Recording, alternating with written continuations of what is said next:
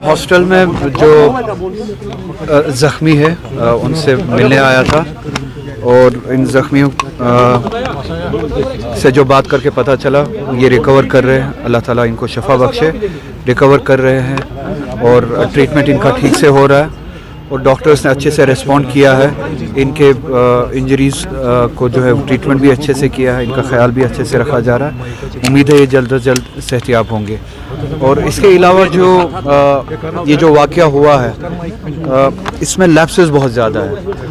Highly explosive material इस insensitivity से handle करना, फिर एक जगह पे अगर ये जो हमें बताया जा रहा है कि वहाँ पे एक्सप्लोसिव मटेरियल था जो जिसमें एक्सप्लोजन हुआ, अगर वो बात सही है तो इतने हसास मटेरियल को इस इनसेंसिटिविटी से अनप्रोफेशनली हैंडल करना और आबादी के बीच में लाना और 200 केजी से भी ज़्यादा जो हमें बताया जा रहा है वहाँ पे मटेरियल था, एक्सप्लोसिव मटेरियल था, वो आबादी के बीचों बीच लाया जाए और अनप्रोफेशनली उसको हैंडल किया जाए, कोई प्रोफेशनल टीम ना हो, सेंसिटिविटीज़ का ख्याल ना रखा जाए और उसके नतीजे में इस तरह का वाक़या पेश आया, तो ये बहुत बड़ी लैप्सेस है जिसके नतीजे में न सिर्फ वहाँ पे माली नुकसान हुआ है, शहर के बीचों बीच में माली नुकसान को पूरा किया जा सकता है, मगर जो जानी नुकसान हुआ है उस जानी नुकसान को पूरा नहीं किया जा सकता। आपने देखा होगा कि कल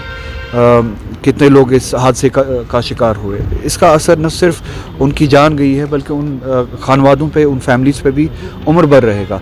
तो जितने भी लैप्सेस है इसमें अगर ये कहा जाता है कि यहाँ पे ये एक्सीडेंटल ये केस है, तो वो लैप्सेस जिस वजह से ये हादसा पेश हुआ, तो अकाउंटेबिलिटी फिक्स होनी चाहिए।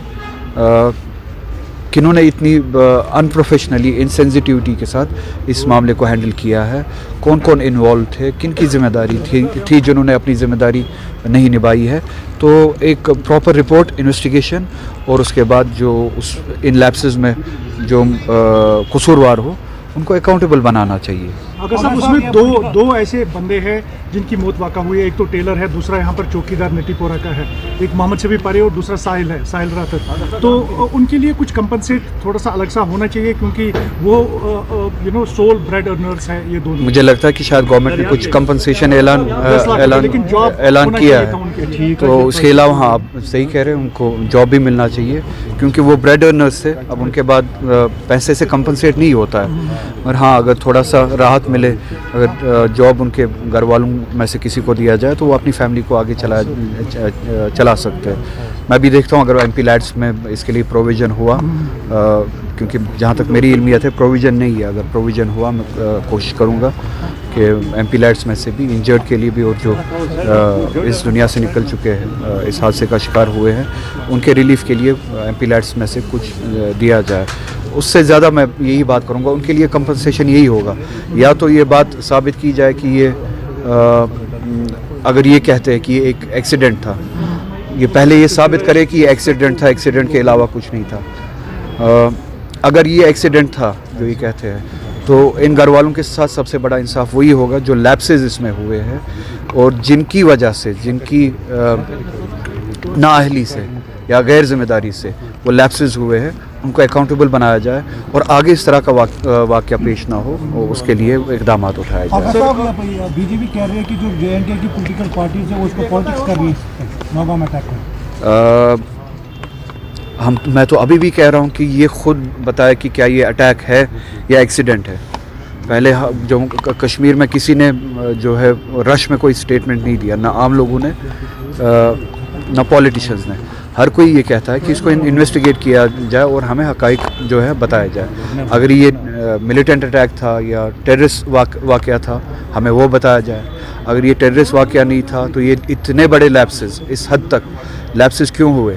अब सियासत अगर करनी होती तो मैं अपने स्टेटमेंट में ये बताता कि वो गवर्नमेंट ज़िम्मेदार है, ये गवर्नमेंट ज़िम्मेदार है, क्योंकि अभी भी आपको पता है कि security, police, law and order या इस तरह के मामला जो है वो अभी भी LG के हाथ में है। तो ये लैप्सेस जो है इसकी अकाउंटेबिलिटी उन्हीं तक चली जाती है।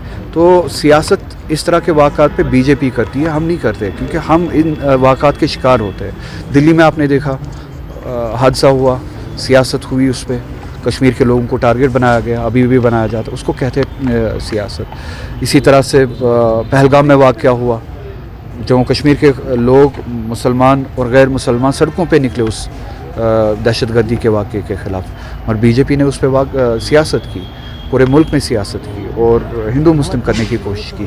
تو ہم جو ہے ہم اس جیسے واقعات پہ سیاست نہیں کرتے۔ صاحب، دلی بلاسٹ کے بعد ڈاکٹرز اس میں انوالو پائے گئے، D N A test match ہوا ہے، اور کئی ڈاکٹرز ایسے ہیں جنہوں نے M B B S Pakistan میں کیا اور ان کو جو ہے یہاں پہ کلیئرنس نہیں مل رہی ہے سر، اور آج جو ہے لگاتار انویسٹیگیشن چل رہی ہے۔ اسی لیے یہ انویسٹیگیشن بہت ضروری ہے تاکہ بے گناہوں پہ شک کی نظر نہ پڑے یا شک کی نظر سے نہ دیکھا جائے۔